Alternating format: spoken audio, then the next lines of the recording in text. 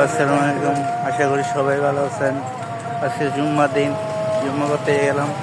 আমার সাথে আছে আমার বড় ভাই দিদার। দিদার ভাই এদিকে, এই দিদার ভাই, এ বন্ধু আসিফ, আসিফও আছে।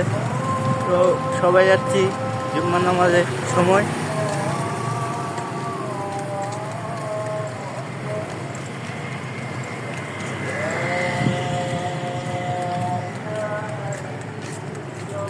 কবুতর এই আস্তে আস্তে।